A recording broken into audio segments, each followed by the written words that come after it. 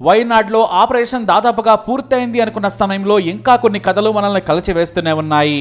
సహాయక చర్యల విషయంలో సైన్యం, ఎన్డీఆర్ఎఫ్, స్టేట్ టీమ్స్, పోలీసులు చాలా ముందడుగులో ఉన్నారు. ఇంకా ఎక్కడైనా బ్రతికి ఉన్నారేమోనని ప్రయత్నాలు చేస్తూనే ఉన్నారు.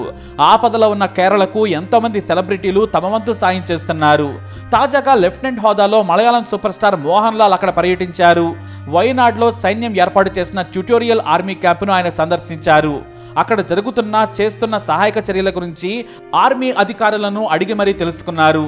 అక్కడ పరిస్థితి చూసి మోహన్ లాల్ షాక్ అయ్యారు. ఎందుకంటే ఒక నది రెండుగా చీలింది. ఆ చీలన రెండవ పాయే 2 గ్రామాలను ముంచేసింది. 100 ఇళ్లను మింగేసింది. ఫ్లాష్ ఫ్లడ్స్ 6 కిలోమీటర్ల ఎత్తైన కొండ మీద నుంచి కిందికి దిగువన ఉన్న ప్రాంతంలోకి మెరుపు వేగంతో దూసుకొచ్చాయి. అందుకే నదికి దారి దొరక్కపోవడంతో రెండవ వైపు పొలాలను చీల్చుకుని వెళ్లిపోయింది.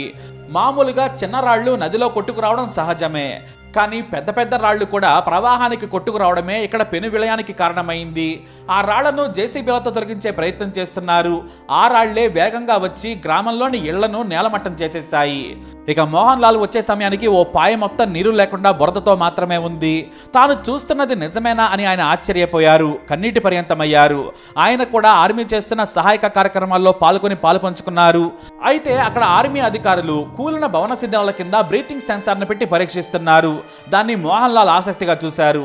ఎందుకంటే ఆ శిథిలాల కింద ప్రాణం ఉన్నట్లు బ్రీతింగ్ సెన్సార్స్ చూపించాయి. అంటే అక్కడ శిథిలాల కింద ప్రాణం ఉంది, అందుకే ఆ బ్రీతింగ్ సెన్సార్ చూపిస్తుందని చెప్పారు. దాదాపుగా 4 గంటల పాటు కష్టపడి ఆ శిథిలాలన్నింటినీ కూడా తొలగించారు.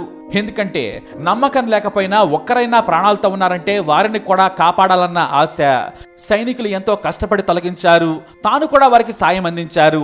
బురదలోకి దిగి ఏమాత్రం ఇబ్బంది పడకుండా మీ కష్టంలో నేను పాలు పంచుకుంటున్నానని చేయించారు ఆయన. కానీ బ్రీతింగ్ అనలైజర్ చూపించినట్లుగా మనుషులెవరూ అక్కడ శిథిలాల కింద లేరు. కేవలం అక్కడ కప్పలు మాత్రమే ఉన్నాయి. వాటి వల్లనే బ్రీతింగ్ అనలైజర్ బీప్ను చూపించిందని అధికారులు తెలియజేశారు. అయినా కూడా ఎక్కడా ఛాన్స్ తీసుకోవడం లేదు. ప్రతి ఒక్కరిని కాపాడే ప్రయత్నం చేస్తున్నామని చెప్పారు. దాదాపుగా అన్ని ప్రాంతాల్లోనూ మోహన్ లాల్ పర్యటించారు.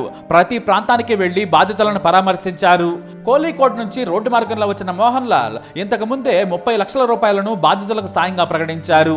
ఇప్పుడు మరో 3 కోట్ల రూపాయలను విశ్వశాంతి ఫౌండేషన్ కు ఆయన విరాళంగా ప్రకటించారు. వైనాడ్ బాధితులకు పునరావాసం కల్పించేందుకు సాయశక్తిలా కష్టపడుతోంది ఫౌండేషన్. అక్కడ పరిస్థితి చూసిన ఆయన పరిస్థితులను తట్టుకోలేకపోయారు. ఆయనే విరాళం ప్రకటించారు. అయితే కేరళ ఫారెస్ట్ అధికారులు మరో సాహసాన్ని చేశారు. కొండల మీద ఓ గిరిజన కుటుంబం చిక్కుకుపోయిందని కొంతమంది ఫారెస్ట్ అధికారుల దృష్టికి తీసుకెళ్లారు. దీంతో కొండ మీదకు 8 కిలోమీటర్లు నడుచుకుంటూ వెళ్లారు సిబ్బంది. కానీ అక్కడ పరిస్థితి ఎలా ఉందో కూడా అంచనా వేయలేని పరిస్థితి నెలకొంది. ఎందుకంటే కొండ చర్యలు విరిగిపడి ఉండొచ్చు, అయినా కూడా ప్రయాణం ఆపలేదు.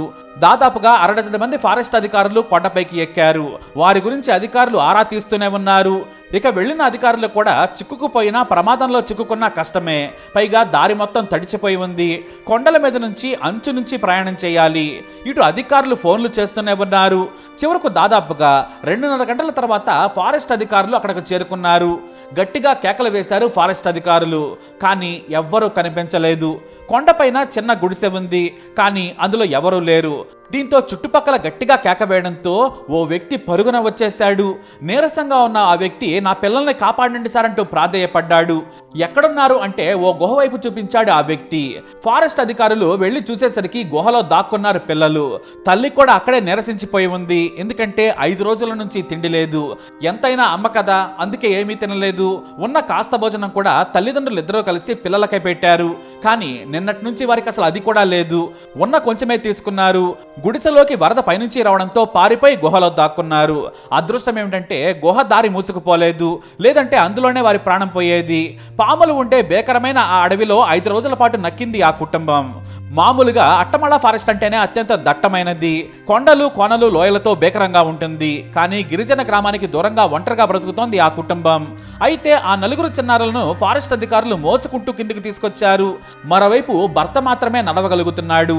ఆ మహిళ కూడా నడవలేకపోతుంది. కొద్దిసేపు అధికారులు ఆమెను కూడా మోసుకుంటూ కిందికి తీసుకొచ్చారు. కిందికి రాగానే చిన్నారులకు అన్నం తినిపించి నీళ్లు తాగించి ఊపిరి పీల్చుకున్నారు. చిన్నారులతో సహా తల్లిదండ్రులను స్థానిక శిబిరంకు తరలించి వైద్యం చేయిస్తున్నారు. అయితే ఈ ఆపరేషన్ పై సర్వత్రా ప్రశంసలు కురిపిస్తున్నారు ప్రజలు. ప్రమాదకరమైన సమయంలో వెళ్లి వారిని కాపాడి శభాష్ అనిపించుకుంది రెస్క్యూ టీం. ఇలా వైనాడ్లో ఎటు చూసినా ఏదో ఒక కథ బయటకు వస్తూనే ఉంది. కొన్ని కథలు విషాదంగా ఉంటే మరికొన్నేమో ఇలా అందరికీ హమ్మయ్య అని ఊపిరి పీల్చుకునేలా చేస్తున్నాయి. దాదాపుగా 340 మంది చనిపోయినట్లు అధికారిక వివరాలు తెలుపుతున్నాయి. కానీ మిస్ అయిన వారు చాలా మందే ఉన్నారు. సహాయక కార్యక్రమాలు ముగిసిపోయాయి, కానీ దారులు వేస్తున్నారు సైనికులు. బ్రిడ్జిలు నిర్మించి సహాయక పనులను వేగవంతం చేశారు. ఆ బ్రిడ్జిలో కూడా పాలుపంచుకున్నారు మోహన్ లాల్. వైనాడ్లో చేయందించిన సైన్యానికి, కేరళ అధికారులకు, ఫారెస్ట్ డిపార్ట్మెంట్ కు మనం కూడా సెల్యూట్ చేద్దాం. ఎందుకంటే గత 5 రోజుల నుంచి వానలో తడుస్తూ సరిగ్గా భోజనం చేయకుండా, నిద్ర కూడా లేకుండా కష్టపడి సహాయక కార్యక్రమాలు చేపట్టారు. ప్రతి ఒక్కరికి కూడా సెల్యూట్ చేద్దాం. అలాగే మీకు తోచిన సాయం కూడా చేయవచ్చు. Save Kerala, save Wayanad.